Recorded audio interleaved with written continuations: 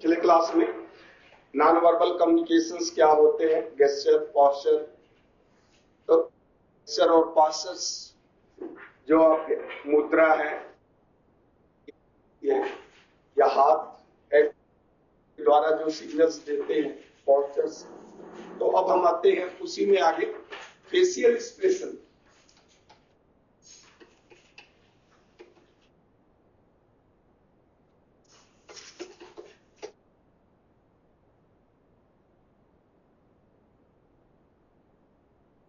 चेहरे के हाव भाव,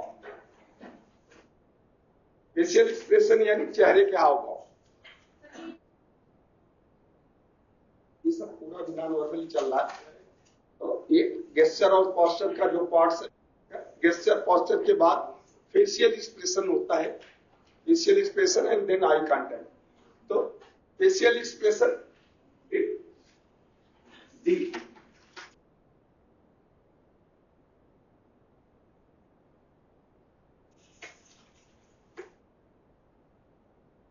नॉन वर्बल सिग्नल।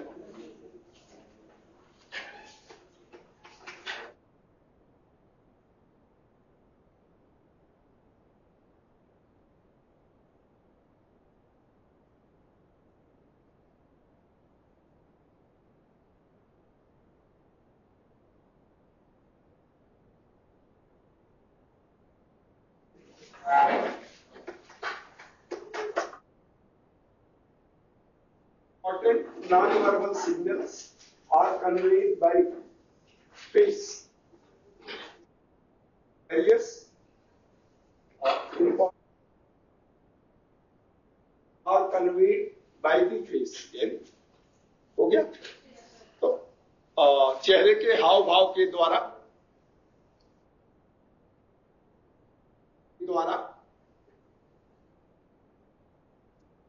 चेहरे के हाव भाव के द्वारा अनेक महत्वपूर्ण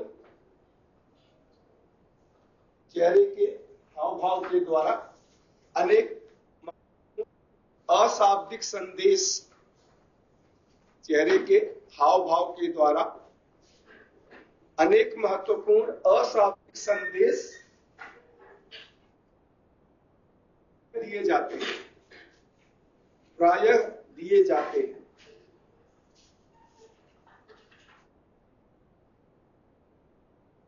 ये जाते हैं। तो ये क्या संदेश होते हैं, मतलब किस तरह का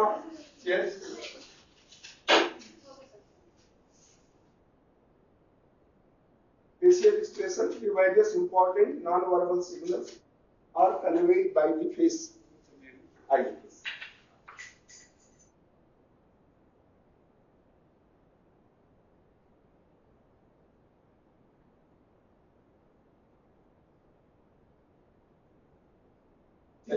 तो मेन इसमें होता है फियर।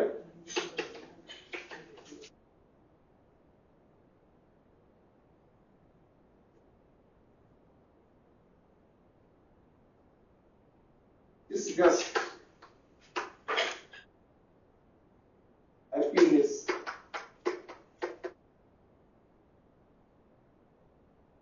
angry,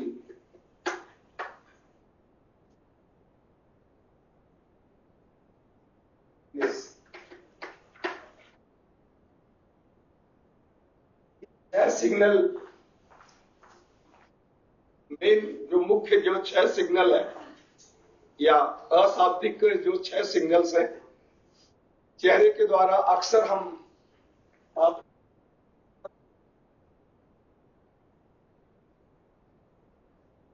डिस्गस्ट यानी घृणा का भाव,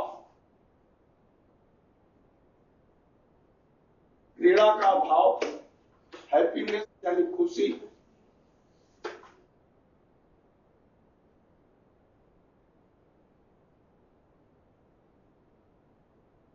हैप्पीनेस यानी क्रोध, सैडनेस दुख,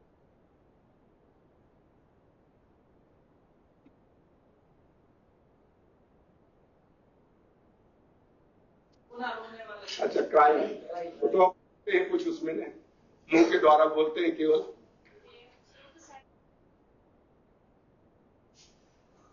सैडनेस में भी आ सकता है। तो ये आपके fear, surprise, disgust, happiness, angry and sadness, ये मुख्य छह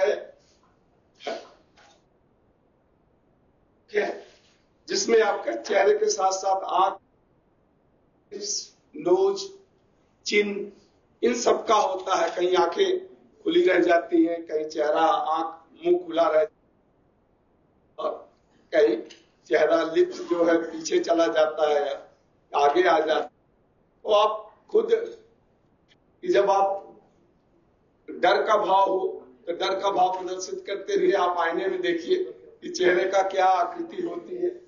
सरप्राइज उसी तरह से, और हैप्पीनेस यानी खुशी जब होती है तो कैसे चेहरा खिल जाता है, तो ये आपके होठ पीछे चले जाते हैं। तो वो एंग्री यानी क्रोध का भाव जब हो, आंखें बड़ी बड़ी हो जाती हैं।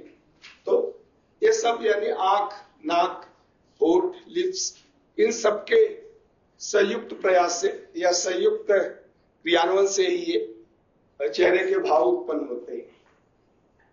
बिठा दो। चलिए आगे हम चलते हैं।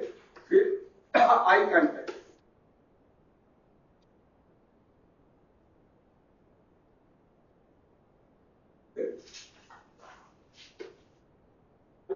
ये दो पॉइंट आप लिख लें। Speaker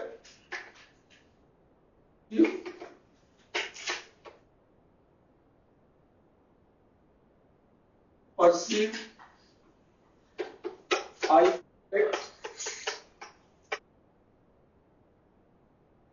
contact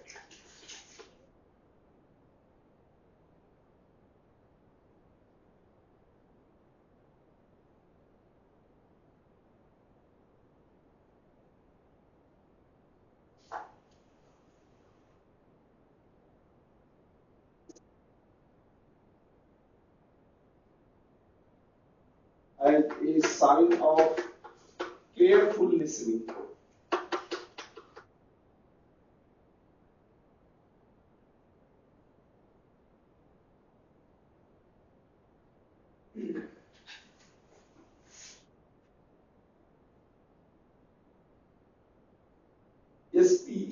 Speaker perceive eye contact from audience as a sign of careful listening. श्रोता जब बोलने वाले से आंख मिलाकर सुनता है, श्रोता जब बोलने वाले से आंख मिलाकर सुनता है तो इसे ध्यान से सुनना माना जाता है। तो इसे ध्यान से सुनना माना जाता है। इसे ध्यान से सुनना माना जाता है। तो इसे ध्यान से सुनना माना जाता है। आप लिख ले आई कांटेक्ट और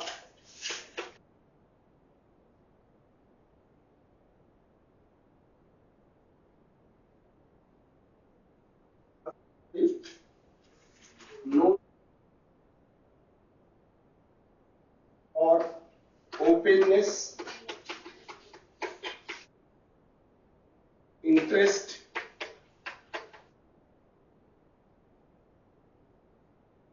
confidence,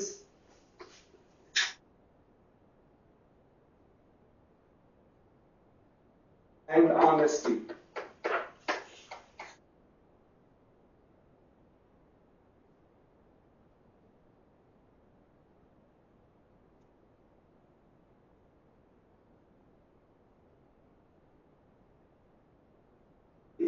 Known for openness, interest, confidence and honesty.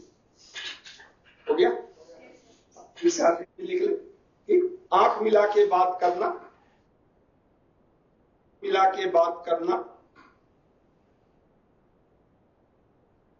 स्पष्टता,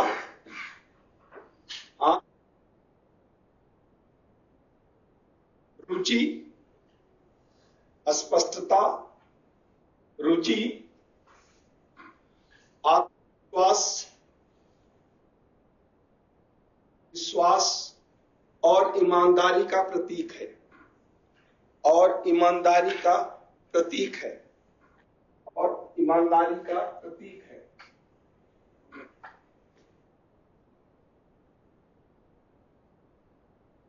avoiding eye contact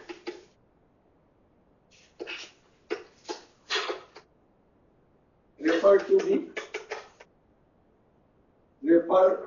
to be nervousness,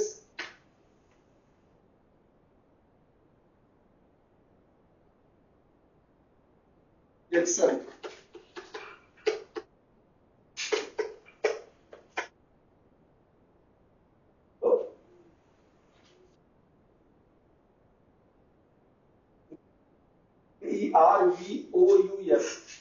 nervous, nervousness and detection. तो आंख चुराना घबराहट और तिरस्कार को दर्शाता है। घबराहट और तिरस्कार को दर्शाता है। ये तो जनरल है, बट इन क्लास, ये तो जनरल है। तीसरा पॉइंट आपका है। चौथा, in class when student is avoiding eye contact,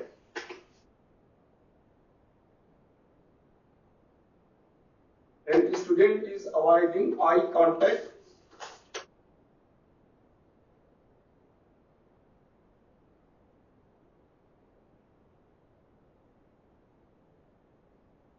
then he is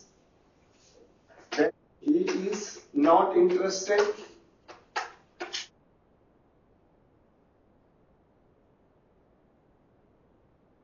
feeling uneasiness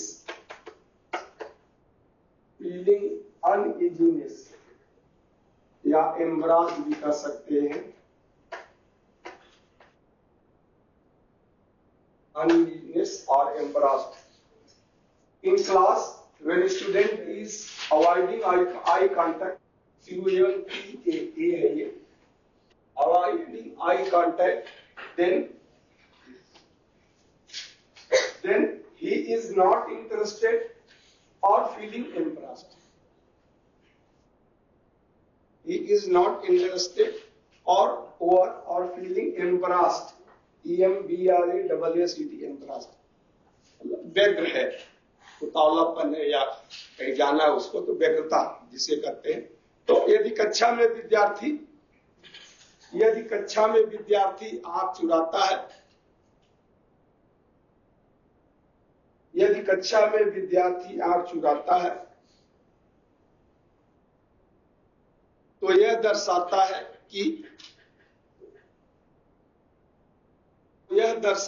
कि वह शिक्षण में रुचि नहीं ले रहा है। यदि कक्षा में विद्यार्थी आंख चुराता है, तो यह दर्शाता है कि वह शिक्षण में रुचि नहीं ले रहा है, या किसी कारणवश व्यग्र है, या किसी कारणवश व्यग्र है, या किसी कारणवश व्यग्र है। व्यग्रता मतलब यह हो गया कि वो नहीं है, उसको कुछ अंदर से ही उसको कहीं, या किसी से बात हो गई है, कोई झगड़ा हो गया, कुछ भी हो सकता है, या कोई संदेश मिल गया है, घर से कोई मैसेज आ गया, जो भी है, या घर पर कोई बीमार है, तो कुछ ऐसा आंतरिक भाव उसके मन में चल रहा है जिससे कि वो कक्षा में कंसंट्रेट नहीं हो पा रहा है, यानी अंदर मन बहुत व्यग्र है, बहुत ही अंदर से घबराहट है, तो इसलिए वो नहीं कर पा रहा है। कांटेक्ट में जब नॉर्मल आप बात करते हैं, किसी से भी बात आप करते हैं, जब बिल्कुल आंखें मिला के बात करते हैं, तो एक स्पष्ट पुतली बिल्कुल नॉर्मल होती है। जब आंखें की पुतली बहुत ज्यादा चौड़ी हो जाए में होते हैं, या आपकी आवाज तेज हो जाती है, या आप कुछ बहुत ही स्पष्ट रूप से कहने की कोशिश कर रहे हैं, मतलब ये सक्रिय हो जाए, कंसंट्रेटेड हो जाए, तो इसका ये अर्थ होता है कि आप कुछ छिपा रहे हैं, you are concealing the facts. तो ये आंखों के बारे में बहुत है, और पिक्चरों में तो आंखों पर कितनी कहानियां और गाने हैं, सब बताने की जरूरत नहीं है आपको। जो आदमी को दिखाई दे जाती है, आपके चेहरे का भाव दिखा देता है कि आप व्याकुल हैं। व्यग्र का मतलब होता है कि आपके अंतर, दूसरा उसको देख नहीं पाता है। हाँ, वो इंटरनल रिएक्शन एक तरह से होता है, आंतरिक जो व्याकुलता आपके चेहरे पर आ जाती है। व्याकुलता तो बट व्यग्रता वो दिखाई नहीं देती है, बट आप अनइजीनेस रहेंगे। जैसे आप चेयर पर बैठे हैं तो थोड़ा सा उठ जाएंगे, बैठ जाएंगे, थोड़ा इधर कर लेंगे, थोड़ा इधर कर लेंगे, लेफ्ट राइट देख लेंगे। मतलब आप बिल्कुल कांस्टेंट नहीं बैठेंगे, कुछ न कुछ फिजिकली भी आपका मूवमेंट होता रहता है। कुछ ऐसा नहीं होगा कि आप दूसरे को डिस्टर्ब कर रहे हो, बट अपने ही चेयर पर बैठे बैठे आप थोड़ा सा हिल लेंगे, ऐसे कर लेंगे, ऐसे कर लेंगे, तो वो व्यग्रता होती है। और वो किसी कारण से हो सकती है, वो पर्सनली होती है। व्याकुलता पर्सनल भी नहीं, पर्सनल दो के बीच झगड़ा हो गया तब भी आप व्याकुल हो गए। बट व्याग्रता अक्सर जो होती है इंटरपर्सनल, मतलब आपका इंट्रापर्सनल होती है, आपके अंदर ही होता है। चलिए,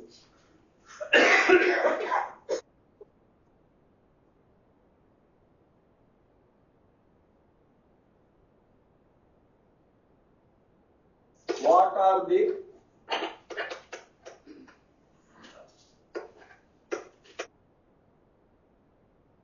आंखें क्या है? I what are they? Coloured glass,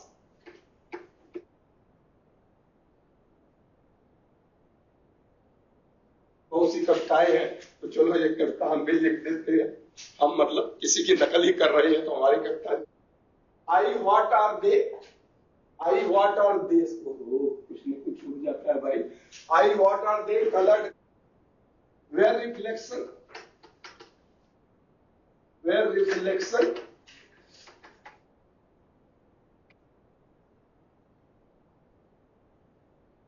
comes and pass,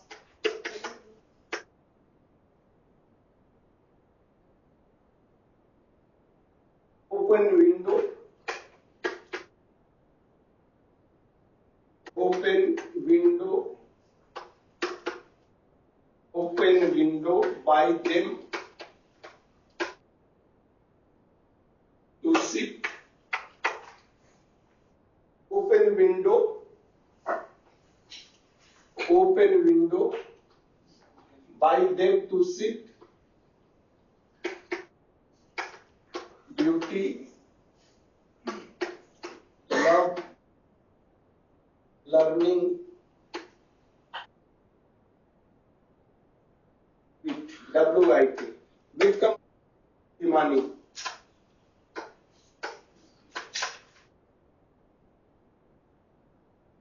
So I, what are they? Where reflection comes and pass, open window by them to sit, beauty, love, love.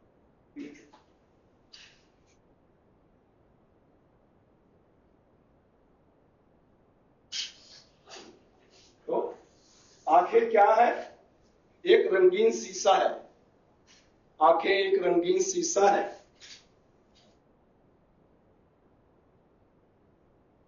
जिसमें सूचनाएं आती और जाती हैं।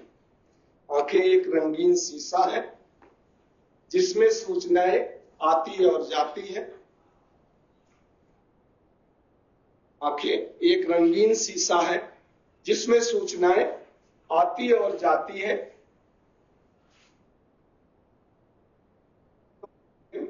यह एक खुली खिड़की है, यह एक खुली खिड़की है जिस पर, यह एक खुली खिड़की है जिस पर सुंदरता, प्यार, सीख, जिस पर सुंदरता, प्यार, सीख और बुद्धिमानी आकर बैठती है।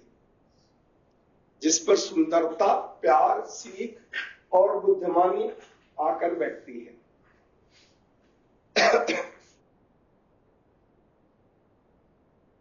बिठा दे। चलिए, स्माइल, ये भी एक नॉन वर्बल बहुत इंपॉर्टेंट सिग्नल है। तो स्माइल बहुत जरूरी है, हंसते रहिए, जहां भी रहिए। तो स्माइल कितने तरह की होती है, स्माइल क्या है, बहुत कुछ इस पर भी आप पूरी किताब देख सकते हैं। नॉन वर्बल सिग्नल में पूरा एक चैप्टर है इस। तो स्माइल कितने तरह की होती है, वो स्माइल जैसे सिंपल हम कुछ करते हैं, playful, insincere,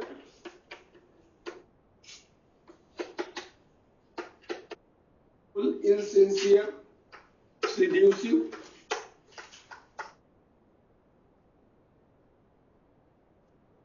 friendly,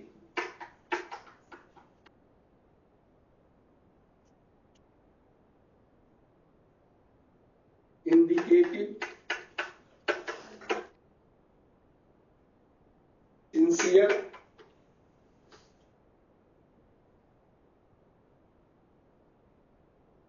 social,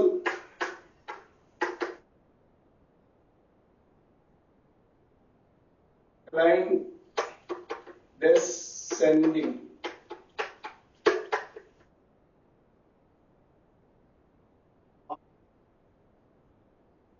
Welcome, right,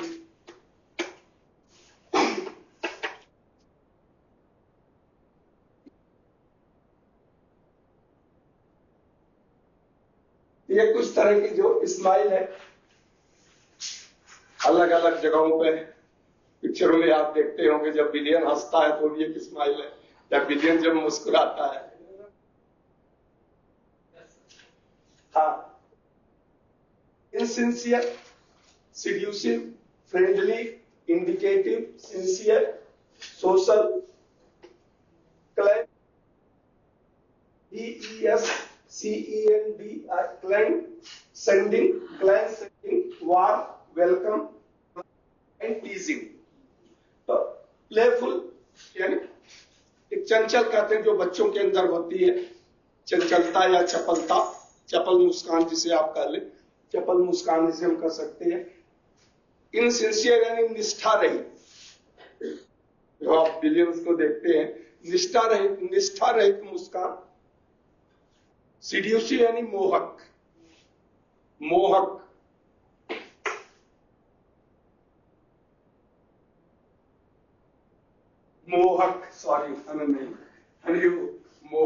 Mohan की मुस्कान, तो जो मोहक होती है तो वो है मोहक। फ्रेंडली, मित्रवत, इंडिकेटिव यानी सूचक, कुछ दिखाते हुए हंसना, तो ये आंखों के साथ होता है, आंखों को संकेत करते हुए हंसते हैं। इंडिकेटिव यानी सूचक यानी कुछ दिखाना। सिंसियर यानी निष्ठायुक्त,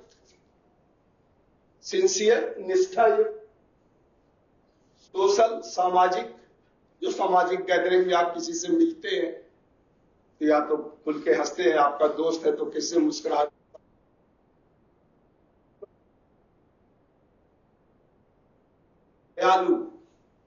दयालु मुस्कान। गर्मजोशी, वेलकम स्वागत।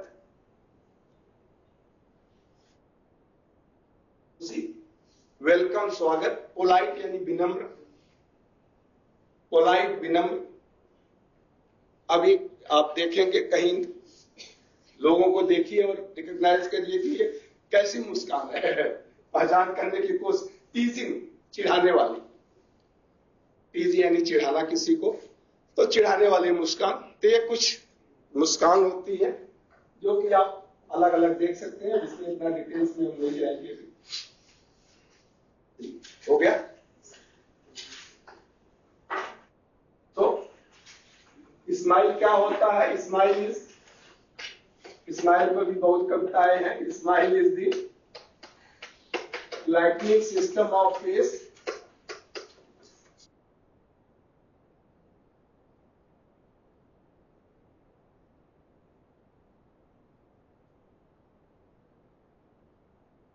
smile is the lightning system of face, cooling system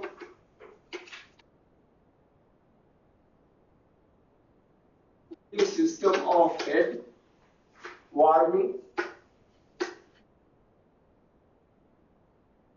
system of warming system of heart, else on smiling.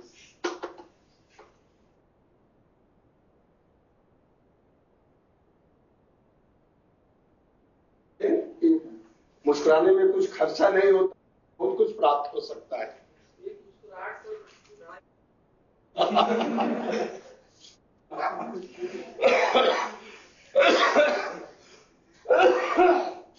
चलिए,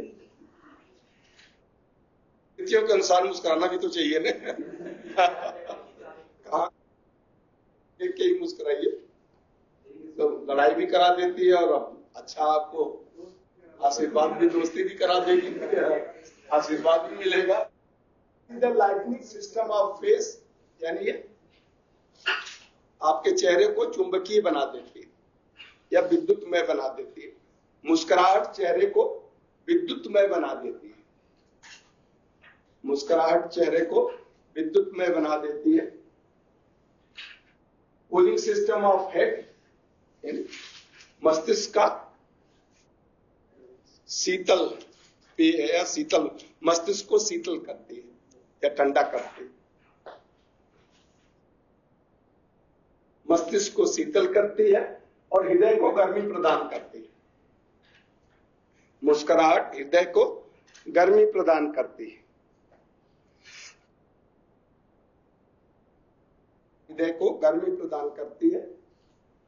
इसलिए कीप ऑन स्माइलिंग, हंसते रहिए, सॉरी मुस्कुराते रहिए, मुस्कुराते रहिए। तो मुस्कुराने में किसी का डिस्टर्ब नहीं होगा। अच्छा, इसको ये मुस्कुराहट चेहरे को विद्युतमय बना देती है। मुस्कुराहट चेहरे को विद्युतमय बना देती है। मुस्कुराहट मस्तिष्क को, मुस्कुराहट को ठंडा रखती है। मुस्कुराहट हृदय को गर्मी प्रदान करती है। मुस्कुराहट हृदय को गर्मी प्रदान करती है। इसलिए हमेशा मुस्कुराते रहिए।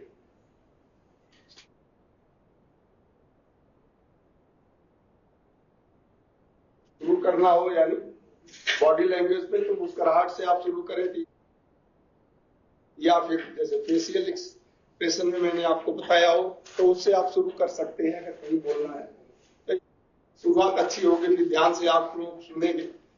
चले, अब हम आते हैं फ्रॉक से। थोड़ा सा इसमें एक नया चैप्टर, मतलब नया इन्वेंशन है आज के, यानी कम्युनिकेशन दूरी का कितना ध्यान रखेंगे। It is a study of distance during communication around a person. Study of distance,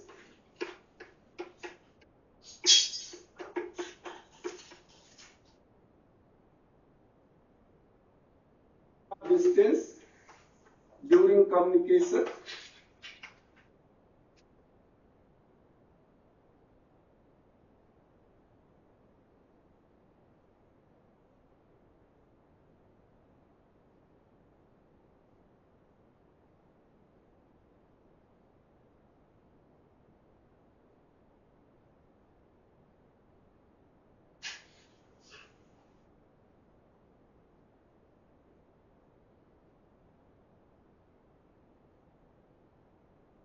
बोलते समय व्यक्ति दूसरे व्यक्ति से कितना दूरी रखेगा। बोलते समय व्यक्ति दूसरे व्यक्ति से कितना दूरी रखेगा, इसका अध्ययन दूरी संबंधी संकेत कहलाता है। व्यक्ति बोलते समय एक व्यक्ति से दूसरे व्यक्ति से कितना दूरी रखेगा, इसका अध्ययन दूरी संबंधी संकेत कहलाता है।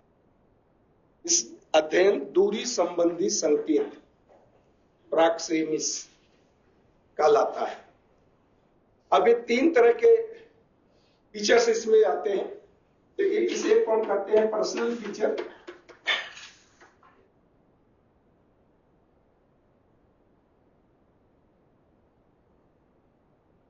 यानी व्यक्तियों के बीच जो होता है।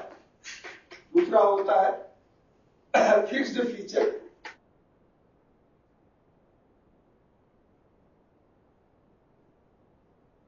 तीसरा होता है सेमी फिक्स्ड फीचर।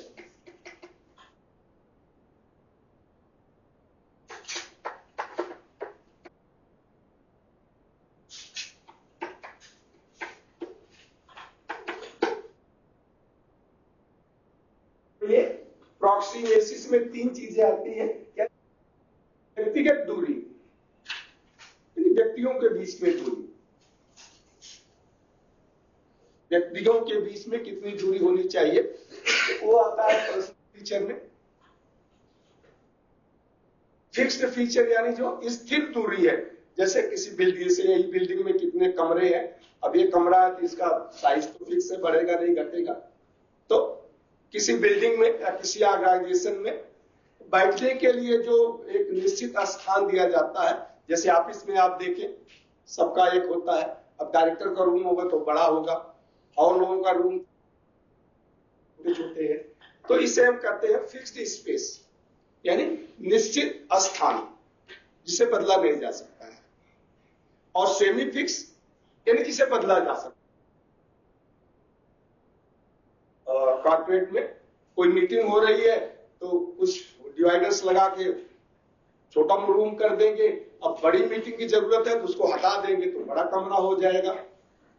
बैठने के लिए भी जैसे आपका एक क्लास है, अभी एक क्लास में भी सर्किल में आप जैसे कॉन्फ्रेंस हॉल में या कोई वर्कशॉप हो रहा है तो सर्किल में बैठ सकते हैं।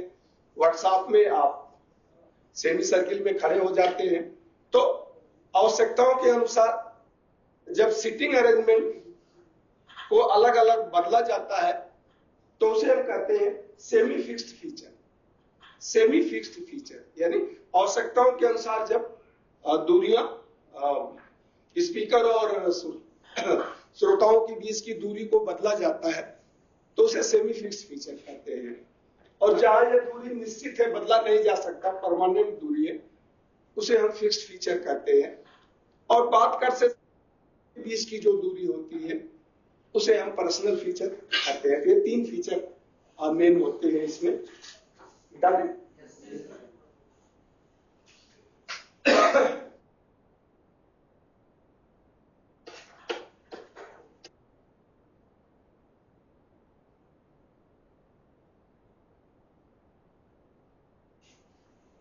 चार तरह होते हैं। पहला है intimate space zone.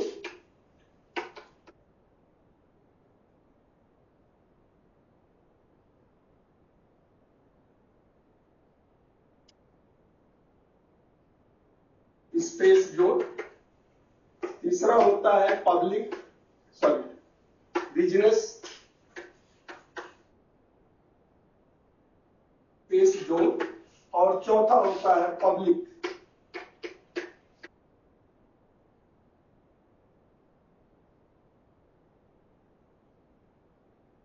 Space zone. ये 4 तरह के स्पेस जोन जनरली होते हैं।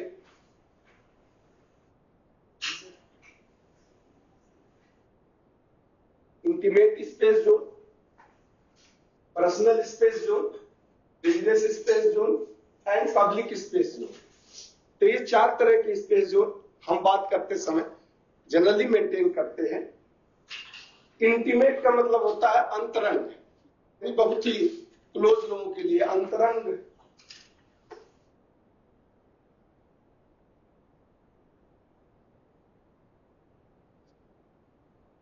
इसे कहते हैं पर्सनल यानी व्यक्तिगत, बिजनेस यानी व्यापार,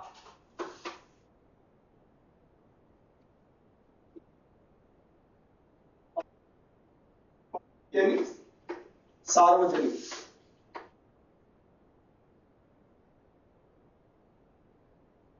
सार्वजनिक दूरी,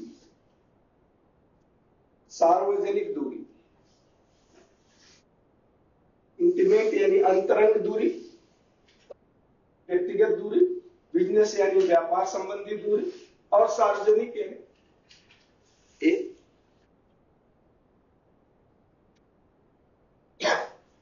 हो गया।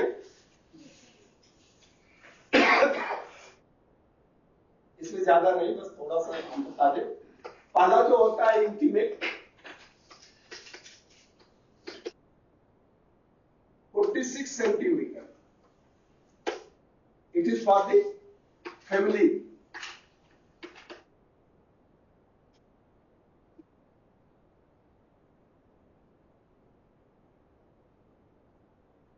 ये व्यक्ति के अपने परिवारजनों के लिए होता है यह दूरी, और यह दूरी 46 यानी व्यक्ति से लेकर 46 सेंटीमीटर की दूरी को इंटीमेट जोन कहते हैं या इंटीमेट स्पेस जोन कहते हैं।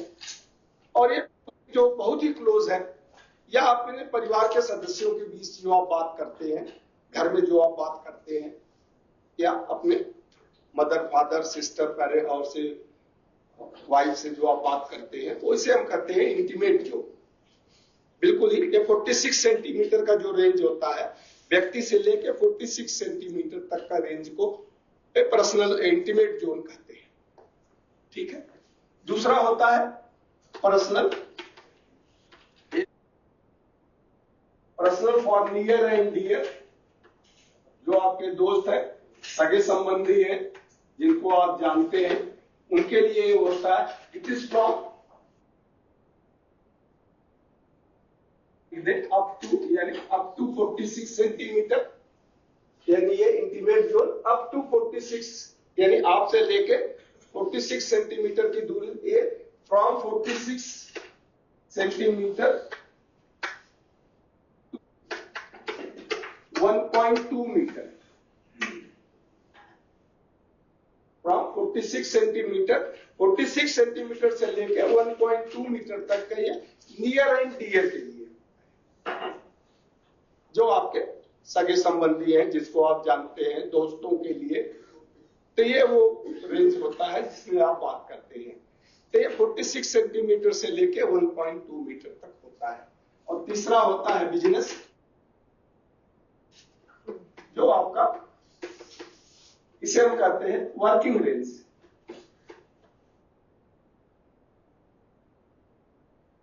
बिजनेस में जैसे क्लास का भी है, ये भी इसी में आता है, जो क्लास की डिस्टेंस होती है, ये 1.6 metre to 3.6 metre, 1.2 to 3.6 metre. और इसके बियॉन्ड जो है वो पब्लिक, यानी कहीं आपको भाषण देना है, तो जो चौथा है बियॉन्ड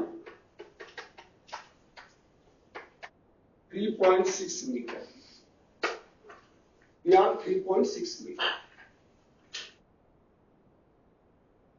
बियॉन्ड 3.6 मीटर, वो स्पेस जो होता है उसे पब्लिक एड्रेस सिस्टम भी कहते हैं, या पब्लिक एड्रेसिंग स्पेस भी कहते हैं। तो ये स्पेस होता है। ये क्लास का स्पेस जो होता है वो बिजनेस में आता है, या आप बैठ के जो व्यापारीगण बिजनेस करते हैं, जो बातें करते हैं, या कोई मीटिंग कॉन्फ्रेंस होती है, वो सब इसमें आता है बिजनेस क्लास में।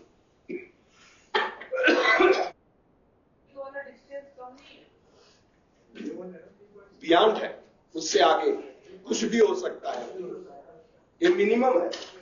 3.6 मीटर तो मिनिमम है ना, उसके बाद तो आप जितना चाहे जितना दूरी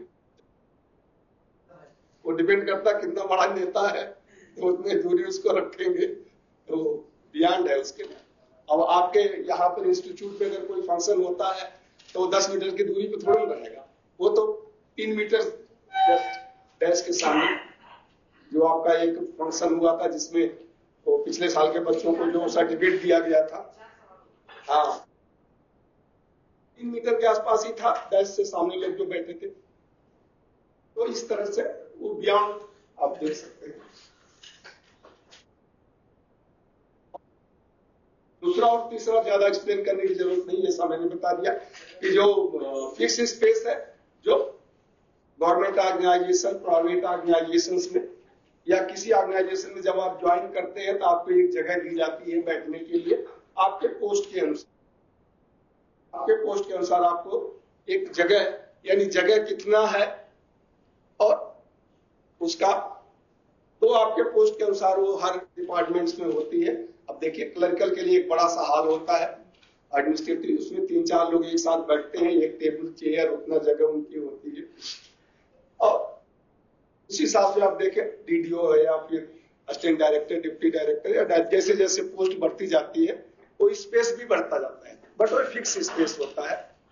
अब इसका कोई डेफिनेट मेजर नहीं है कि कितना होना चाहिए, वो डिपेंड करता है अवेलेबिलिटी ऑफ द प्लेस, जहां जितना प्लेस अवेलेबल है और जैसा बिल्डिंग का कंस्ट्रक्शन है। जैसे ही बिल्डिंग का कंस्ट्रक्शन है, अब इसको आप चेंज तो नहीं कर सकते, अब कोई नया आ गया तो उसको रूम बनाना होता है।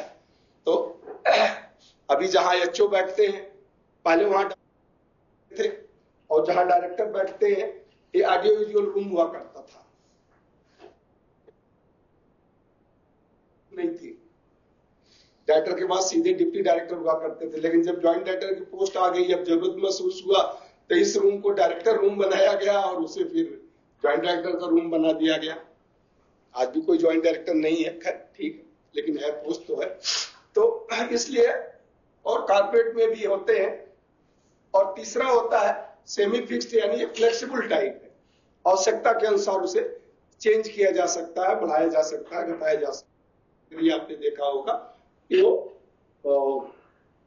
ग्लास वुडन का एक बाउंड्री बना देते हैं और जब जरूरत होगी उसको हटा देंगे, तो उस तरह से उसे हम कहते हैं सेमी फिक्स्ड स्पेस। चलिए, मैंने आपको बताया था कि जैसे आपके tone of the voice, pitch of the voice, quality, rate, delivery, rhythm of the voice, इसके ऊपर भी एक नॉन वर्बल होते हैं, प्लस जैसा वो क्राइंग है, गिगलिंग है और साइंग है, इन सब सिग्नल्स पर होता है। मैं एग्जांपल लेके, केवल ज्यादा हम डिटेल्स में इसमें नहीं जाएंगे, इतना तो आता नहीं, बट कभी कभी हो सकता है आपके एग्जाम में आ जाए। फिक्स्ड स्पेस वाला अक्सर आता है, मतलब ये जो इंटीमेट स्पेस का जो डिस्टेंस है ये कभी कभी आता है, तो आप याद रखेंगे 4.6, 1.2, 3.6 एंड बियॉन्ड। तो जैसे एक एग्जांपल है कि किसी एक है,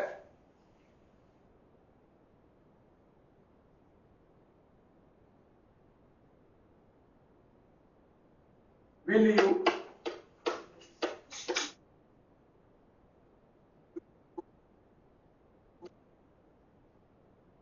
finish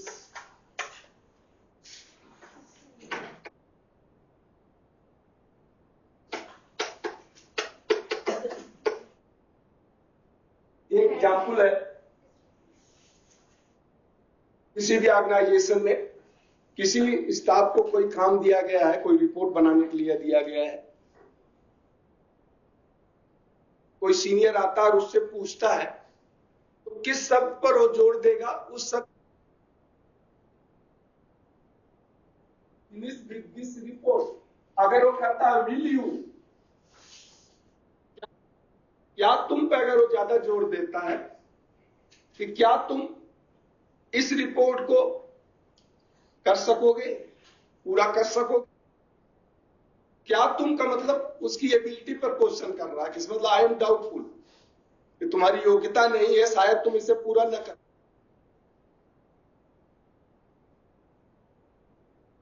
finish, will you able to finish and able to finish. अगर इस पे जोर देता है एबल टू फिनिश, कि क्या तुम इसे एबल टू फिनिश यानी आज शाम तक करने में सक्षम होगे, यानी तुम कर सकते हो, योग्यता है, लेकिन क्या इतने समय में कर पाओगे, यानी ये टाइम बाउंड, टाइम को इंडिकेट करता है कि क्या तुम इतने समय में कर पाओगे। जब वो कहता है कि क्या तुम समय बताया कि नहीं कि क्या तुम कर पाओगे, यानी इंडिकेट करता है।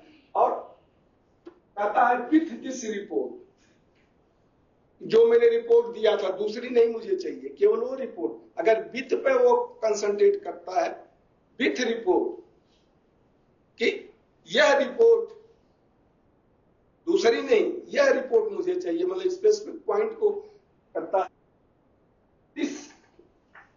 दिस पर ज्यादा जोर देता है, तो ये इंडिकेट करता है कि दूसरों ने खत्म कर दिया लेकिन तुम अभी खत्म नहीं कर पाए। The others have completed their job, but you have not completed your job. This report अगर एक साथ करता है, इसका मतलब should I give to other, कि यह मैं रिपोर्ट दूसरे को दे दूं, तुमसे नहीं हो पाएगा तो should I give to others। तो एक ही है, लेकिन देखिए अलग अलग शब्दों पर जब जोड़ दिया जाता है तो उसका अर्थ अलग अलग। वोकल क्वालिफायर होता है, जो आवाज की तीव्रता, अलग अलग रेट, रिथम, बोलने का जो तरीका होता है, वो उसके ऊपर डिपेंड करता है। अब हम आते हैं थोड़ा सा लिसनिंग, और इसके साथ इसको खत्म करेंगे। पिछले हफ्ते खत्म हो जाना था बट अभी नहीं खत्म हो पाया। चलिए, लिसनिंग यानी ध्यान से सुनना। लिसनिंग क्या होता है? व्हेन इंफॉर्मेशन, डिफिनेशन इसकी है, when information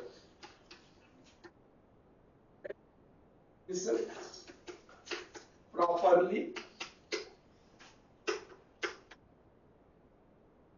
reaches to mind,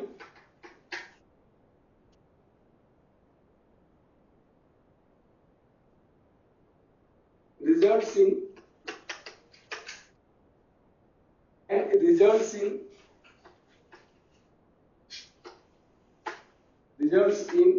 perception,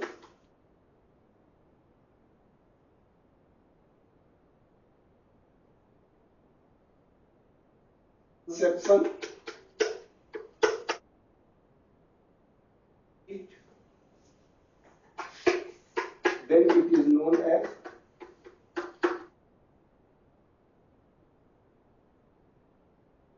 it is known as active listening।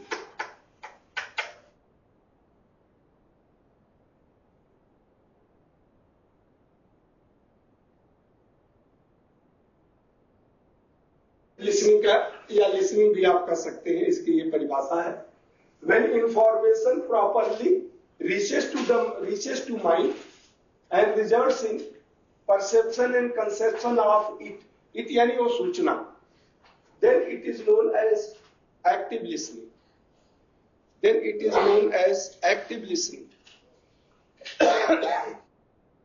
हो गया कि जब कोई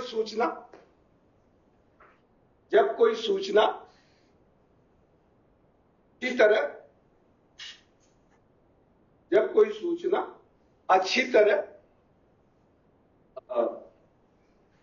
मस्तिष्क तक पहुंचकर,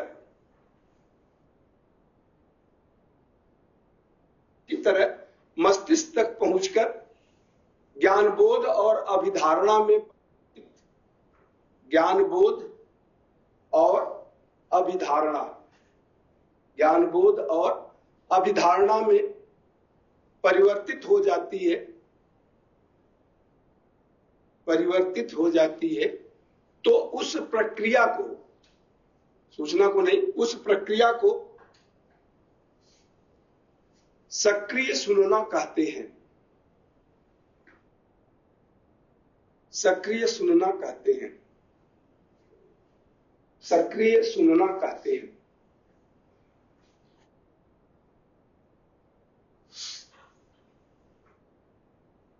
सॉरी, एक चीज छूट गया, यहां पर आप कर देंगे। When any audio, sorry, any audio AU, क्योंकि आप कुछ देख भी सकते हैं तो देखने से भी सूचना माइंड में जाती है।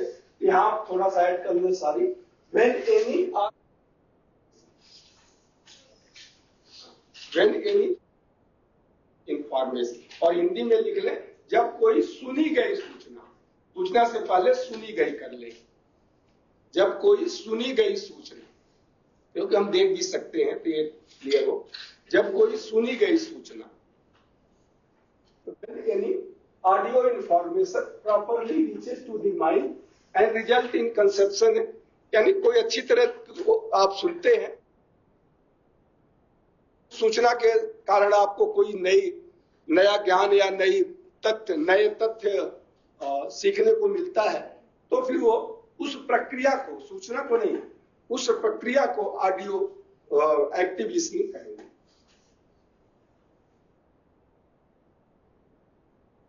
सक्रिय सुनना, उस प्रक्रिया को सक्रिय सुनना। आइए अब हम दो चार कुछ मेन पॉइंट्स हैं इसमें, बस वो डिस्कस कर लेते हैं, और तो आप सुनना तो समझते ही है, कोई डाउट होगा तो हम डिस्कस कर लेंगे उस पर। तो स्किल लिसनिंग में क्या है, स्किल लिसनिंग क्या होता है? सुनने की दक्षता जिसे आप कहें, स्किल लिसनिंग, सुनने की दक्षता, सुनने की दक्षता। पैराफ्रेजिंग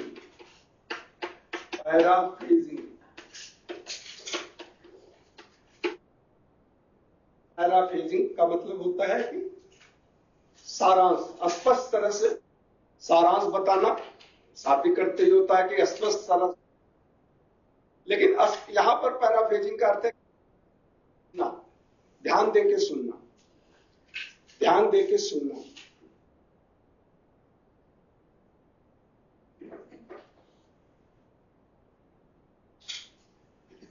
अवेयर इंफॉर्मेशन,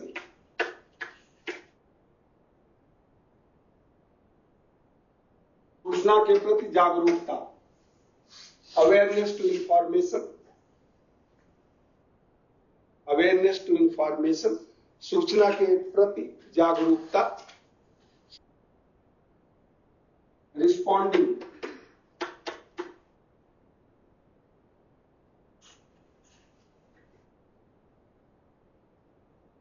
अनुकूल प्रतिक्रिया, जब आप सुन रहे हैं कुछ पूछा जाए तो आप बताएं, तो अनुकूल प्रतिक्रिया भी इसे कह सकते हैं, या प्रतिक्रिया भी लिखते हैं कि अनुकूल प्रतिक्रिया, responding,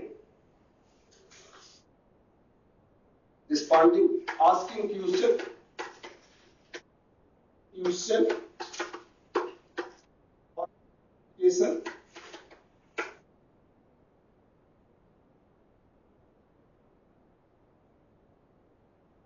asking question for clarification,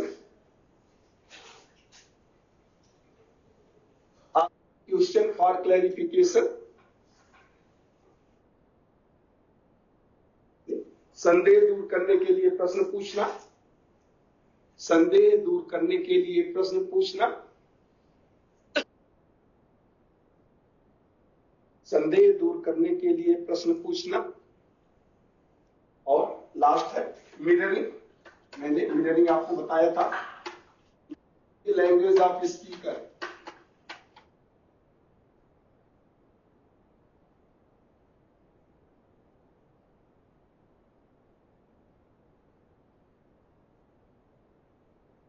mirroring the language of speaker, mirror यानी प्रतिबिंबित करना उसके नॉन वर्बल मैसेज को उसी रूप में,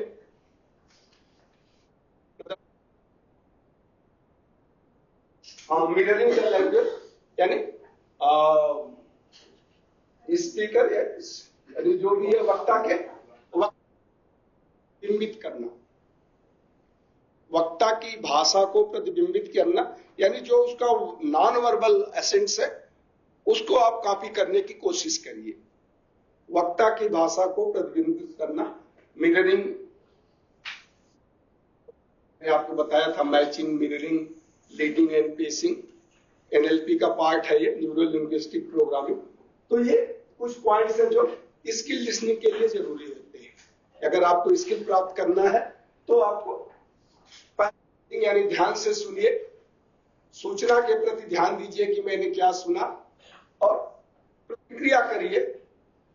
जहां आपको डाउट हो वहां प्रश्न पूछिए, और स्पीकर के जो भी बॉडी लैंग्वेज है, फेशियल एक्सप्रेशन, गेस्चर, पोस्चर या इमोशंस एंड फीलिंग यानी मैचिंग एंड मिररिंग, उसको आप उस समय नहीं, बाद में उसे आप उसी, अगर जब आपको बोलने का अवसर मिले तो उसे उसी तरह से आप प्रतिबिंबित करने की कोशिश करिए। Steps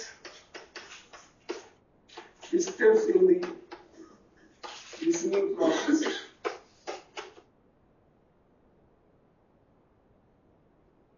Steps in the listening process. सुनने की प्रक्रिया के क्रम।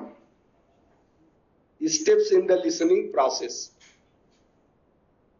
Steps in the listening process यानी सुनने की प्रक्रिया के क्रम। सुनने की प्रक्रिया के क्रम। पहला है एक्टिव हियरिंग।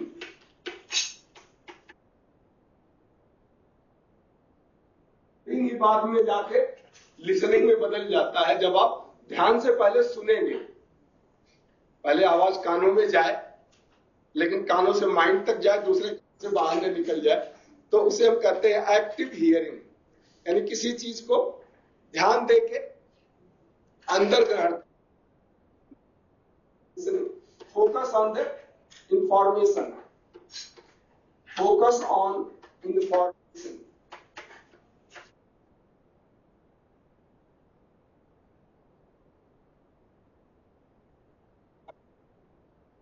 सूचना पर ध्यान देना।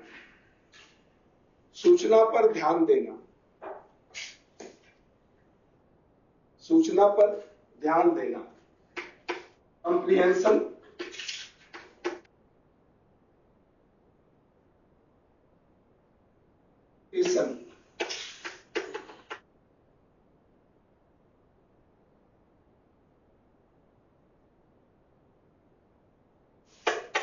Comprehension and interpretation ये है ये। यानी समझ, सूचना को आप समझे, और इंटरप्रिटेशन यानी व्याख्या करें। इंटरप्रिटेशन यानी परिचर्चा करें श्रोता के साथ जहां आवश्यक हो। तो अगला स्टेप इसका होता है कि पहले आप सुनते हैं, सूचना पर ध्यान देते हैं, उसे समझते हैं, और आप व्याख्या भी कर सकते हैं उस सूचना की, जो कुछ आपने सुना है।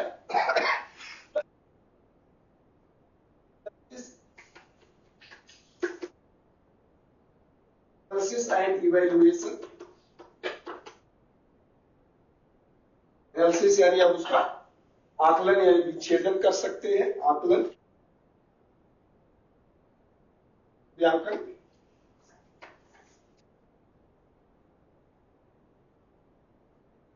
आकलन और मूल्यांकन। Responding and remembering.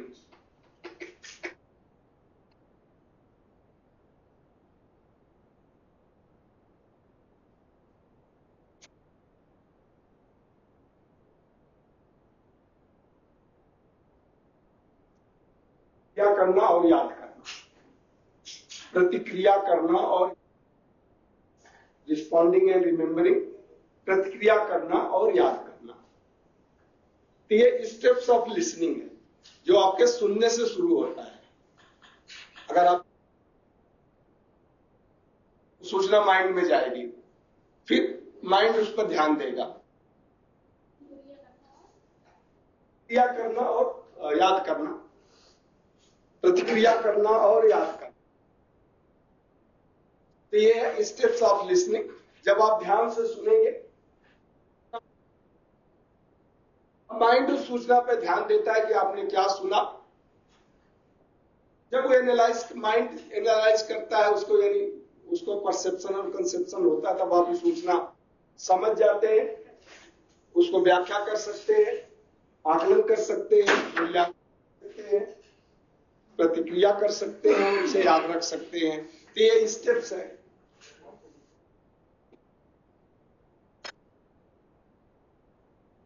हाँ तो भाई चलिए, बैरियर्स इन लिसनिंग।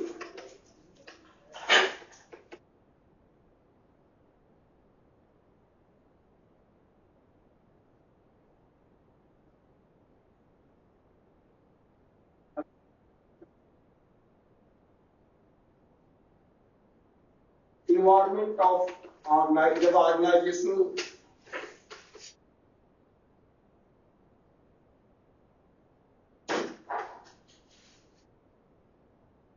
संस्थान का वातावरण कैसा है। सभी लोग ध्यान से सुनते हैं, ध्यान से बातें करते हैं, सभी कक्षाएं सुचारू रूप से चलती हैं, तो फिर उस पर डिपेंड करता है कि आप भी फिर उसमें उसी तरह सुनेंगे। इन्वायरमेंट ऑफ ऑर्गेनाइजेशन यानी संस्थान का वातावरण।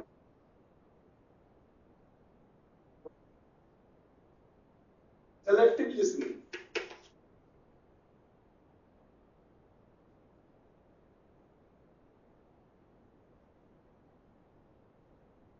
सेलेक्टिव लिसनिंग यानी हम वही सुनते हैं जो सुनना चाहते हैं। कहने का मतलब है इसका जो हम सुनना चाहते हैं, यानी व्यक्ति जो सुनना चाहता है वही सुनता है।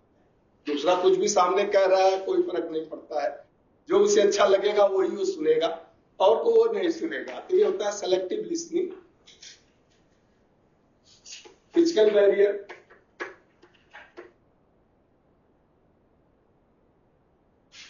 फिजिकल बैरियर यानी भौतिक बाधाएं, जो मैंने कम्युनिकेशन में बताया था भौतिक बाधाएं, वो सब यहां भी रहेंगी।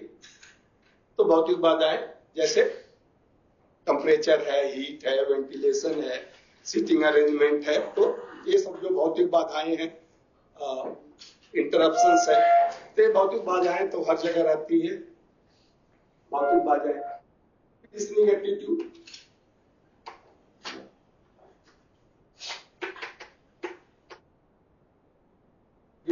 लिसनिंग एटीट्यूड,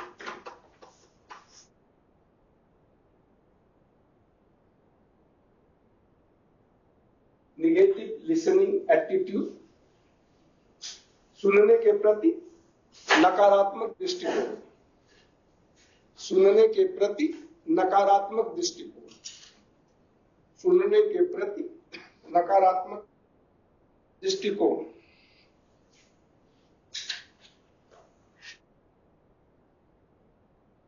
सुनने के प्रति नकारात्मक दृष्टिकोण, पर्सनल रिएक्शन,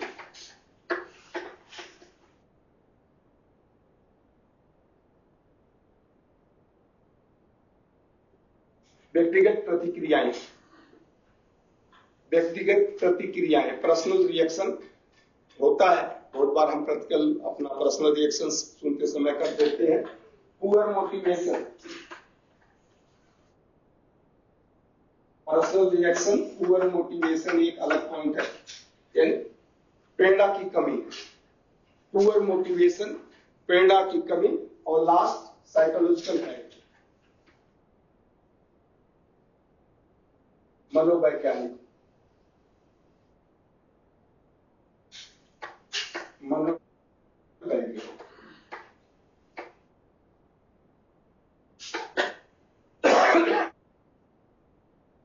बाधाएं होती है।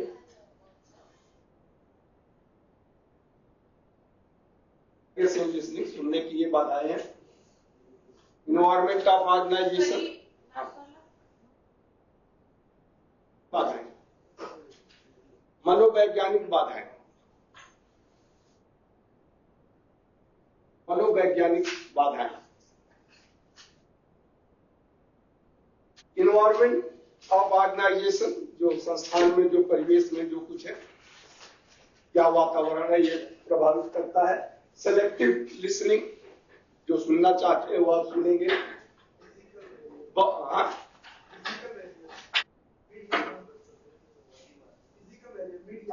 अच्छा सॉरी, भौतिक बाधाएं, निगेटिव लिसनिंग एक दृष्टिकोण ही होता है कि हम सुनना ही नहीं चाहते हैं, बोलना चाहते हैं या बीच में इंटरप्ट करते हैं, तो ये एक नेचर व्यक्ति का होता है। पर्सनल रिएक्शन, या छूट गया सॉरी, पर्सनल रिएक्शन व्यक्तिगत कुछ हो, मनोवैज्ञानिक कि आप सुन नहीं सकते हैं या कुछ, चलो वो तो हियरिंग आएगा, वो तो नहीं, बट मानसिक रूप से आप सुनना ही नहीं चाहते हैं, अपने कान बंद कर लिए हैं, तो ये सब बैरियर्स होते हैं। मिटा दो।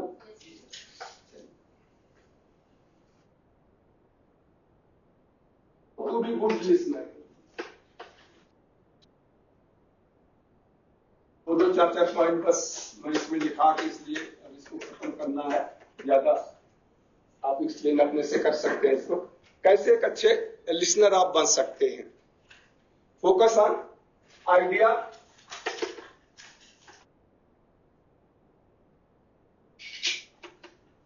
और व्यूज।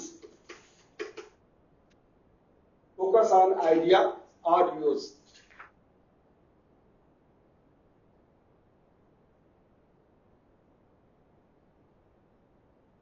आइडिया और व्यूज यानी विचार या दृष्टिकोण, अपने विचारों या दृष्टिकोण पर ध्यान रखें कि मुझे कब क्या और कैसे बोलना है। तो अपने विचारों और दृष्टिकोण पर ध्यान रखना, विचारों और दृष्टिकोण पर ध्यान रखना। Adjust with prevailing situation, prevailing situation, with prevailing situation, PREVAILING,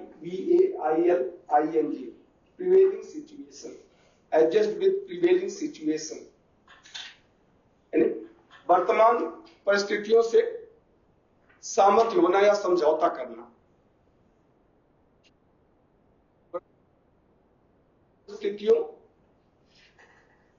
के साथ सामंजस्य बैठ, समझौता नहीं, वर्तमान परिस्थितियों के साथ सामंजस्य बैठाना, सामंजस्य बैठाना, सामंजस्य बैठाना।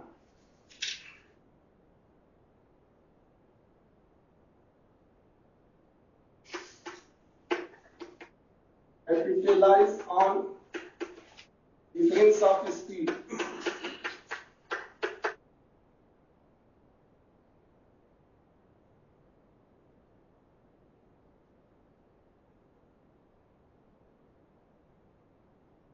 capitalize on difference of speed, गति की भिन्नता का लाभ उठाना। हम डिस्कस करेंगे इस पर, पहले आप लिख लें, गति की भिन्नता का लाभ उठाना, गति की भिन्नता तक का लाभ उठाना, गति की भिन्नता का लाभ उठाना। पहला पॉइंट लिख लें, try to understand, try to understand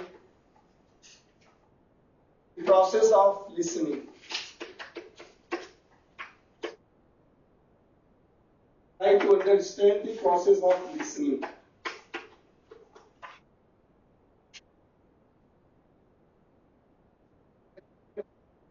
listening,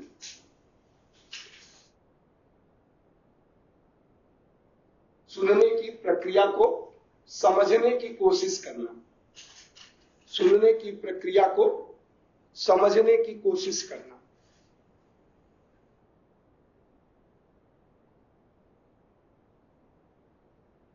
सुनने की प्रक्रिया को समझने की कोशिश करना।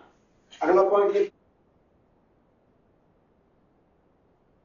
Organise your thought,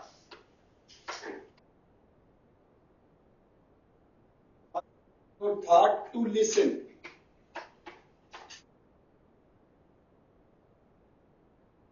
organize your thought to listen,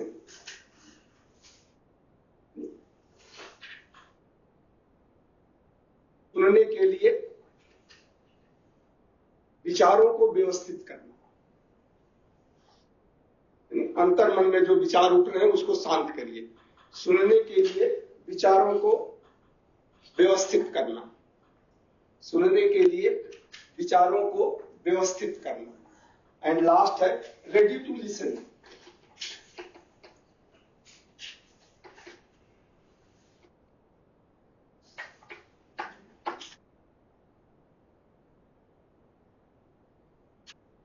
ready to listen यानी सुनने के लिए तैयार हो, ये बहुत जरूरी है, साइकोलॉजिकल फैक्टर है। रेडी टू लिसन कि क्या आप सुनने के लिए तैयार हैं, रेडी टू लिसन, सुनने के लिए तैयार।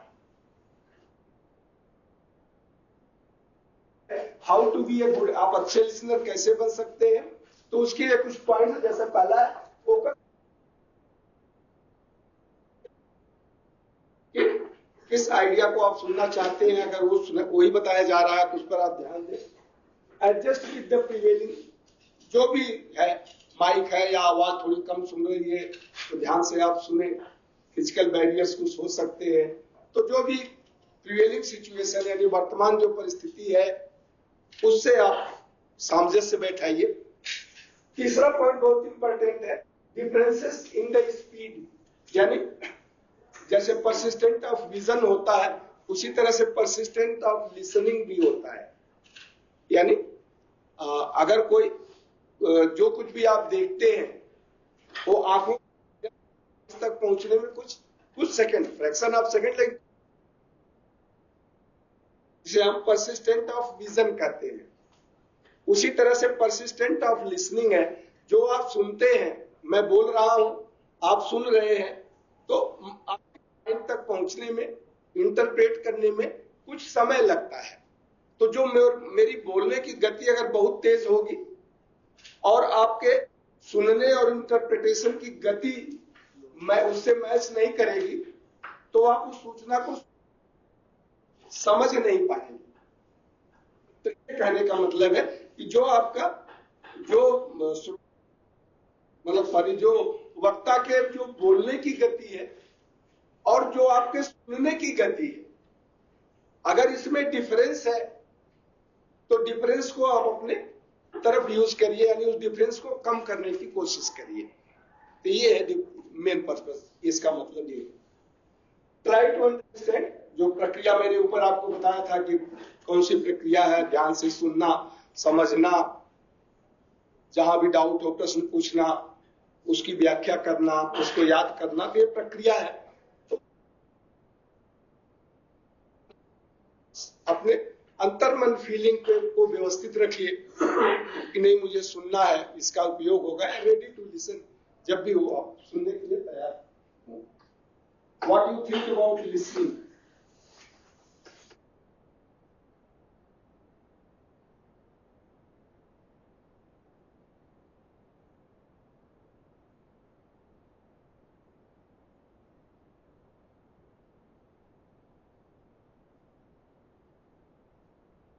आप लिसनिंग के संबंध में क्या सोचते हैं? वन,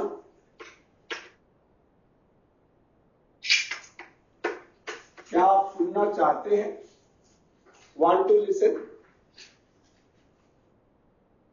ये सब में पहले क्या है? Do you want to listen? एक तरह से आप कहे थे प्रश्नों के माध्यम से है कि do you want to listen, यानी क्या आप सुनना चाहते हैं? Encourage other to speak, encourage other to speak, तो क्या आप दूसरों को बोलने के लिए प्रोत्साहित करते हैं? encourage other to speak यानी दूसरों को बोलने के लिए प्रोत्साहित करते हैं, दूसरों को बोलने के लिए प्रोत्साहित करते हैं। डिले योर डिसीजन, एक्चुअली एक कहावत है लिसनिंग की, डिले योर डिसीजन यानी अपने निर्णय में देरी करना। डिले योर डिसीजन, अपने निर्णय में देरी करना, अभी हम डिस्कस करते हैं इसको। Delay your decision, accept your mistake, सब में अगर यहां आप लिख ले, नहीं तो डू यू, यहां आप लिख लें, ये सब में आएगा। Do you want to, do you in, अभी क्या हुआ चला जाता है। Do you encourage other to speak, do you delay your decision, do you accept your mistake.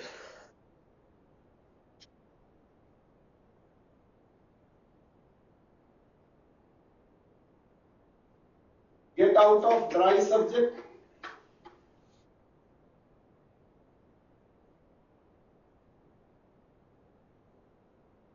Get out of dry subject. Accept.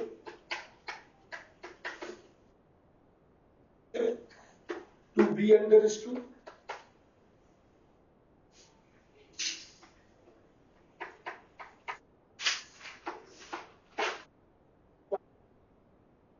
Generally हम ये साइकोलॉजी से संबंधित है। सुनना जो भी होता है व्यक्ति के, आप बोल नहीं सकते हैं, लेकिन आपका अंतर मन कहता है यार क्यों सुन रहा हूं, कोई फायदा है इससे, तो उससे ये मेन संबंधित। अरे थैंक यू, कोई बात नहीं, आज कोई नहीं है, कोई बात नहीं। तो वांट टू लिसन, क्या एनकरेज अदर टू स्पीक, यानी क्या आप दूसरों को बोलने का अवसर देते हैं। डिले योर डिसीजन, ये बहुत इंपॉर्टेंट है। जनरली हम क्या करते हैं कि जैसे कोई बोलना शुरू करता है, हम भले उसको अपोज न करें, क्रिया न दे, लेकिन हम मन से सोच लेते हैं अरे छोड़ो यार क्या सुनना। तुरंत आप डिसीजन ले लेते हैं, इंस्टेंट डिसीजन कि नहीं यार सुनना है, इसको क्या सुनना है। तो ये करो, 1-2 मिनट, 3 मिनट, 5 मिनट ध्यान से सुनिए और फिर उसके बाद आप डिसीजन लीजिए। तो डिले और डिसीजन का मतलब है तुरंत डिसीजन ये सुनते समय, इससे कोई फायदा नहीं है, क्या सुनना है। डिले डिसीजन, सुनते समय अगर कोई गलती हो रही है या कुछ आपने गलत बोल दिया है, रिस्पांस आपका गलत है, तो क्या आप उसे एक्सेप्ट करते हैं? ये बहुत जरूरी है, गलती तो सबसे होती है, तो गलती को आप जरूर अपना वो देखें। Get out of dry subject, अगर नीरस सब्जेक्ट है, यानी get out of dry subject का मतलब अगर उदासीन विषय से या क्या आप जल्दी निकल जाते हैं, उदासीन विषय से क्या आप जल्दी निकल जाते हैं, यानी उदासीन अगर विषय है तो आप बैठे बैठे नहीं, तो ऐसा मत करिए, क्योंकि जरूरी नहीं कि सब कुछ आपके इंटरेस्ट का ही हो।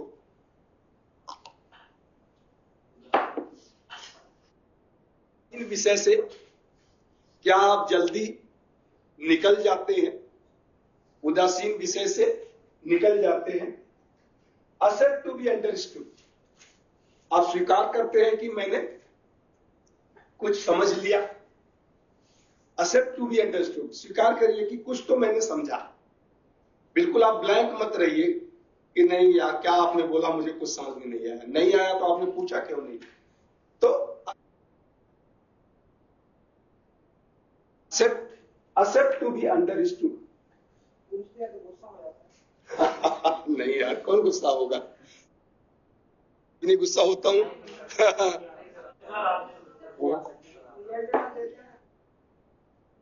इसका हाँ, क्या गलतियों को मानते हैं,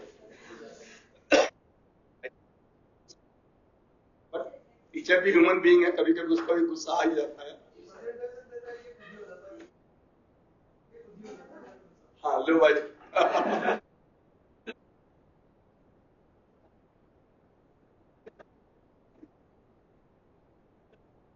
ये तो ह्यूमन नेचर है भाई, गुस्सा होना भी एक ह्यूमन नेचर है, बट उसको थोड़ा आप कंट्रोल करें। देखें ऐसा नहीं है कि वही बीरबल की कहावत है ना कि अकबर ने बोल दिया कि यार मैं कभी गुस्सा नहीं होता हूं, तो गुस्सा नहीं होते हैं, नहीं गुस्सा 6 बार उसको रिपीट करता गया, गुस्सा नहीं होते हैं, इंस्टेंट गुस्सा हो गए। तो ये तो ह्यूमन नेचर है, ऐसा कोई नहीं है, बहुत ज्ञानी मुनि जो होंगे। हाँ इसका ये पार्ट हो गया आपका।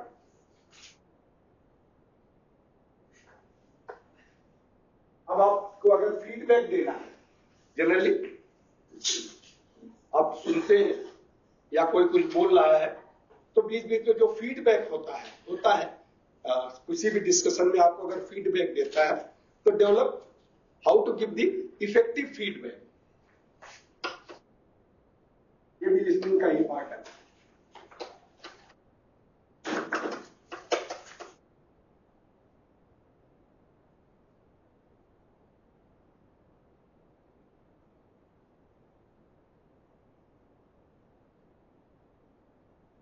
प्रतिपुष्टि, प्रभावी प्रतिपुष्टि किस प्रकार देना है, प्रभावी प्रतिपुष्टि किस प्रकार देना है, कोई भी प्रतिपुष्टि अगर आपको देना है तो आप किस प्रकार देंगे, प्रभावी प्रतिपुष्टि किस प्रकार देंगे।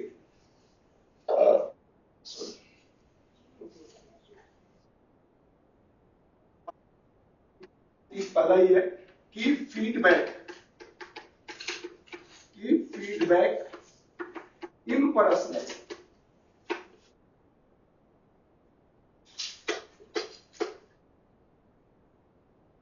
फीडबैक इम्पर्सनल,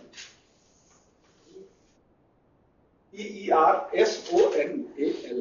इम्पर्सनल का मतलब होता है अवैयक्तिक, वैयक्तिक होता है मतलब अवैयक्तिक, हाँ पर्सनल कमिटमेंट।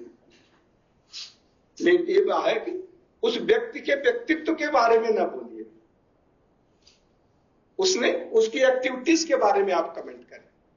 ये होता है कि कभी भी इम्पर्सनल मत होइए, किसी का पर्सनल अटैक मत करिए। कहने का मतलब ये है कि कभी भी आप अवैयक्तिक, मतलब आपका जो भी हो फीडबैक अवैयक्तिक होना चाहिए, जो भी प्रतिपुष्टि अवैयक्तिक होना चाहिए, प्रतिपुष्टि अवैयक्तिक होना चाहिए।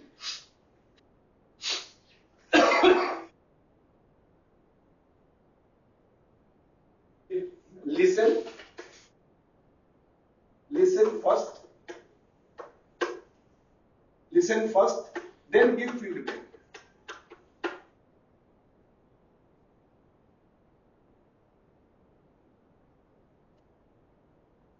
listen first then give feedback,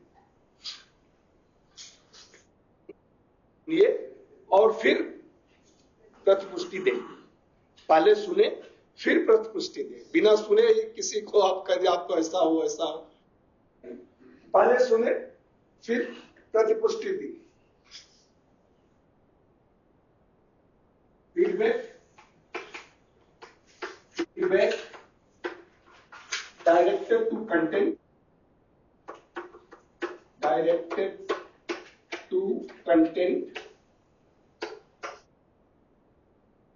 not to speaker or colleagues,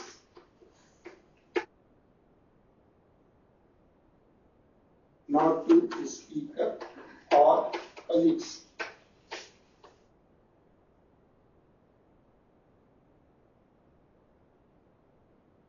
ये भी एक्चुअली पहले का ये रूपांतरित रूप भी कर सकते हैं। Feedback directed to content, not to speaker और कलीग्स, नॉट टू स्पीकर और कलीग्स। यानी विषय वस्तु पर प्रतिपुष्टि दे, विषय वस्तु पर प्रतिपुष्टि दे,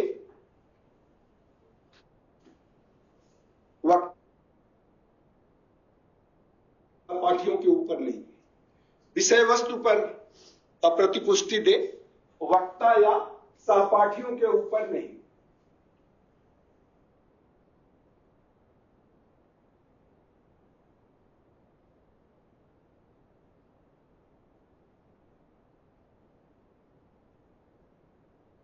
Ability of speaker do not judge the ability of speaker।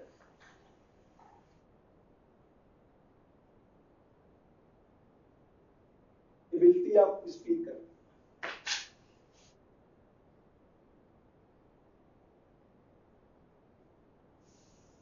यानी वक्ता की योग्यता का मापन करने की कोशिश न करें, वक्ता की योग्यता का मापन करने की कोशिश न करें, वक्ता की योग्यता का मापन करने की कोशिश न करें।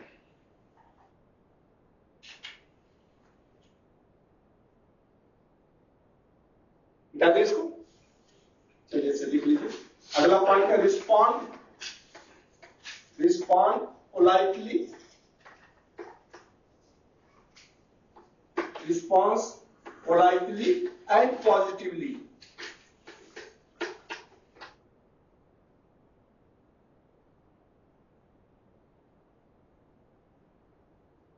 respond politely and positively.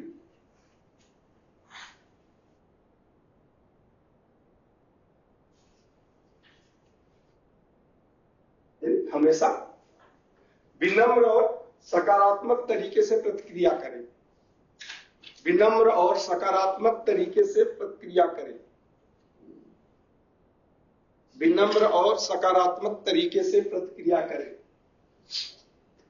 विनम्र और सकारात्मक तरीके से प्रतिक्रिया करें। Focus on specific skill, last लिख लें। Focus on specific skill, specific skill. विशेष योग्यता जो प्राप्त करना है उस पर ध्यान दें। विशेष योग्यता, विशेष दक्षता, विशेष दक्षता जो प्राप्त करना है उस पर ध्यान दें। विशेष दक्षता जो प्राप्त करना है उस पर ध्यान दें।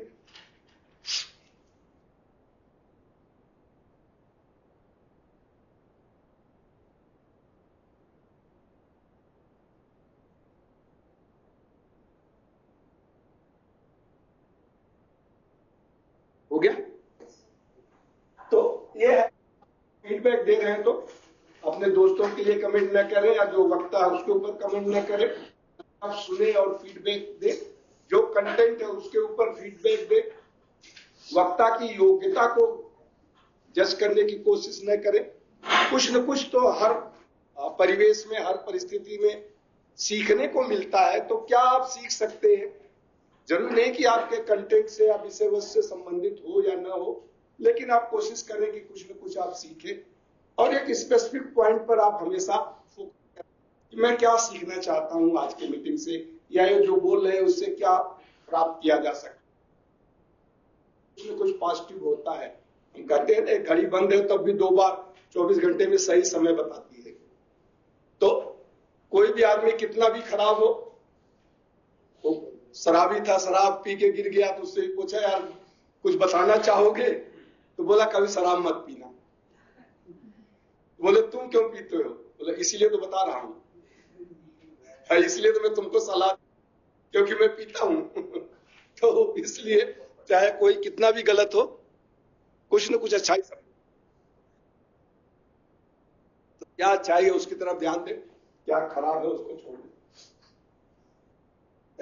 Try to listening, last point. क्यों सार्थक लिसनिंग नहीं हो पाता है? क्या बात उसमें ट्रैप हो जाता है सुनने में? ट्रैप टू लिसनिंग, तो मेन पॉइंट क्या होता है ट्रैप टू लिसनिंग में? Jumping to speak.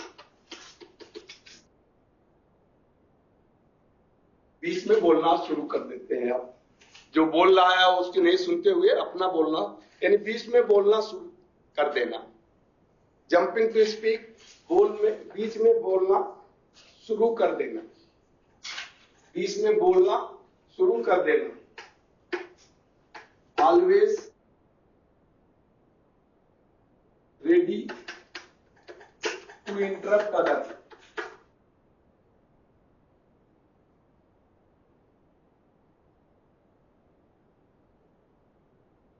Always ready to interrupt others. Always ready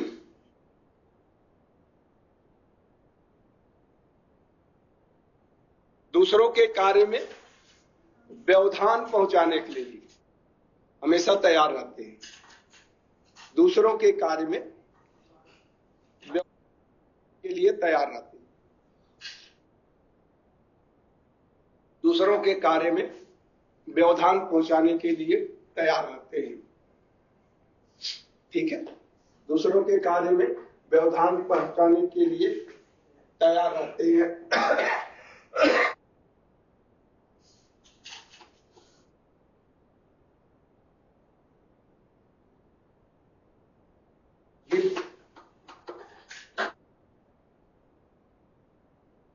unwanted suggestion,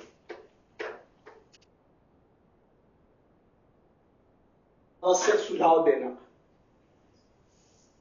बुझ नहीं रहा तब भी आप देते हैं। तो अनावश्यक सुझाव देना, try to give unwanted suggestions, give unwanted suggestion.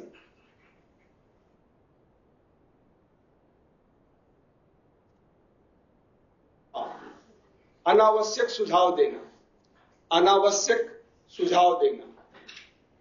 Never wait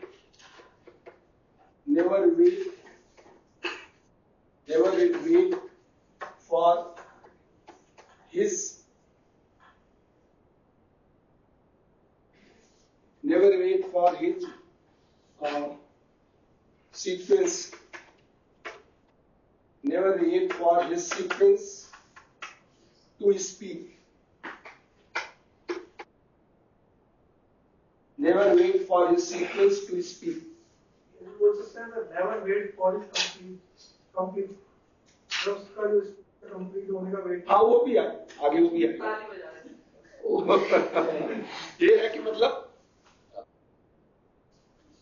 अपना हमारा उसका हम वेट नहीं करते हैं, उससे पहले never wait for his sequence to speak, यानी अपने बोलने के क्रम का इंतजार नहीं करता है, अपने बोलने के क्रम का इंतजार नहीं करता है।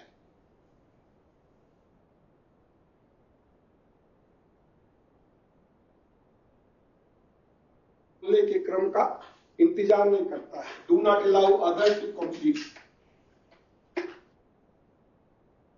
Do not allow other to complete,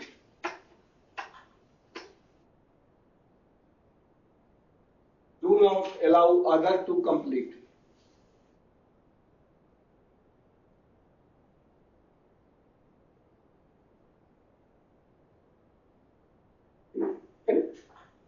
दूसरों को अपनी बात पूरा नहीं करने देता है, ये बहुत से कमियां हो सकती। दूसरों को अपनी बात पूरा नहीं करने देता है, दूसरों को अपनी बात पूरा नहीं करना देता है।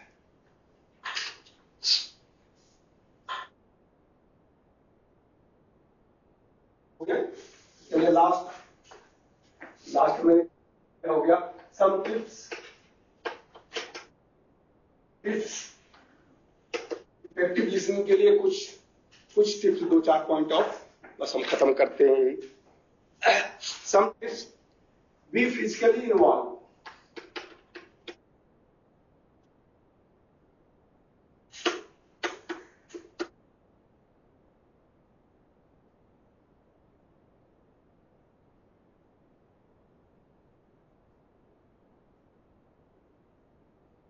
be physically involved in listening, be physically involved in listening, be physically involved in listening, यानी सुनने के लिए शारीरिक रूप से सम्मिलित हूं, सुनने के लिए शारीरिक रूप से सम्मिलित हूं, यानी ध्यान से सुने, आप कहने का मतलब वही, सुनने के लिए शारीरिक रूप से सम्मिलित हूं। Encourage other also, encourage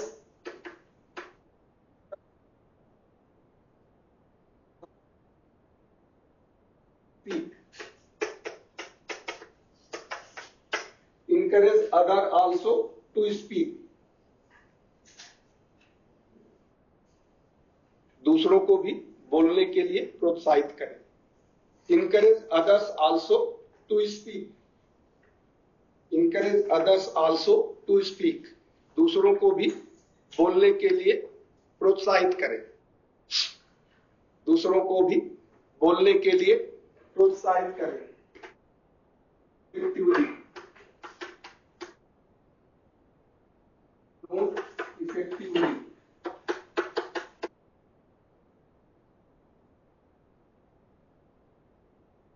take note effectively, यानी महत्वपूर्ण बिंदुओं को लिखते रहे। टेक नोट इफेक्टिवली का मतलब महत्वपूर्ण बिंदु को अवश्य लिखते रहे, महत्वपूर्ण बिंदु को अवश्य लिखते रहे। महत्वपूर्ण बिंदु को अवश्य लिखते रहें। Avoid bad mannerism.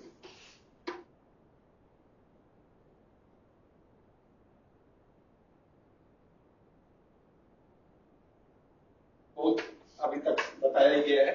तो जो भी बुरे आचरण से दूरी रखें। अवॉइड बैड मैनरिज्म, बुरे आचरण से दूरी रखें। हाँ वो भी है, बट वो बुरा आचरण नहीं है, एब्सेंट माइंडेड वो भी हुआ, वो भी हो सकता है, गलत नहीं है। तो बुरे आचरण से दूरी रखें। आगे आप लिखिए, follow the golden rule, follow the golden rule of listening more, follow the golden rule of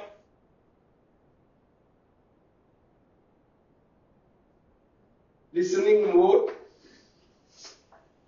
and speaking less।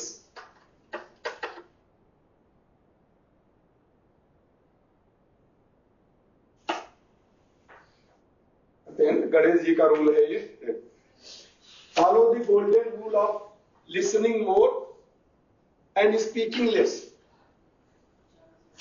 यानी ज्यादा सुने कम बोले, ज्यादा सुने कम।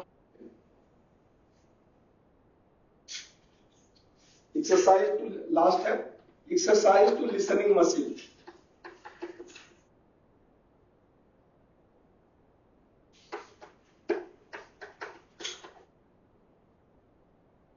Listening muscle, exercise to listening muscle, यानी सुनने वाली मांसपेशियों के का एक्सरसाइज करना, यानी अभ्यास करना। सुनने वाले मांसपेशियों का अभ्यास करना, यानी कुछ अच्छा म्यूजिक सुने, कुछ एक्सरसाइज करें, कुछ योगासन होते हैं अलग अलग, ऐसे करते हैं, बंद करते हैं, या कुछ देर शांत रहें। सुनने वाली मांसपेशियों पर अभ्यास करें, सुनने वाली मांसपेशियों का अभ्यास करें।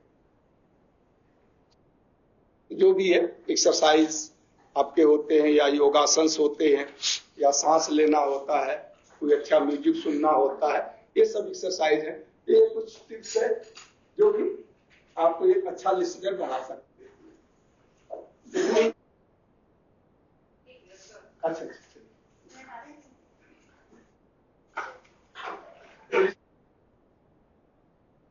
होते हैं, कुछ लिसनर्स ऐसे होते हैं जो जितनी जल्दी याद करते हैं उतनी जल्दी भूल जाते हैं, फास्ट दोनों उनका होता है। लिसनर बहुत धीरे धीरे याद करते हैं, 2-4 बार उसको रिपीट करते हैं, लेकिन वो फिर ज्यादा देर तक उसको बनाए रखते हैं। कुछ उसको जल्दी याद कर लेते हैं लेकिन देरी तक बनाए रखते हैं, और कुछ न तो याद कर पाते हैं और न बनाए रखते हैं। ये 4 कैटेगरी लिसनर्स की भी होती है। तो व्यक्तिगत स्वभाव है, कुछ टिप्स है इसकी? नहीं, व्यक्तिगत तो होता, बट कुछ टिप भी है याद करने की। आप उसे रिपीट करें, या 8-10 शब्द है तो पहले शब्द को मिला के कोई ऐसा शब्द बना लें कि जिससे आपको पहला शब्द याद रहे तो पूरा याद आ जाएगा। तो अलग अलग तरीके होते हैं, सबके अपने याद करने के तरीके। हाँ हो गया, चलिए ये खत्म हुआ। अब टाइम है अभी आधा घंटा, बहुत अच्छा।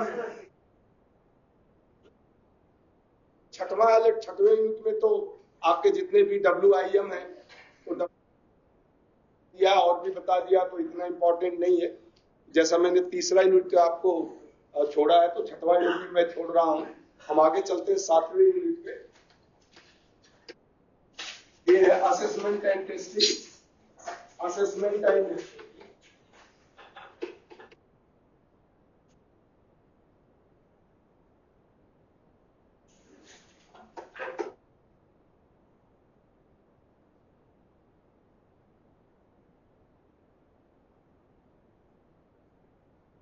क्या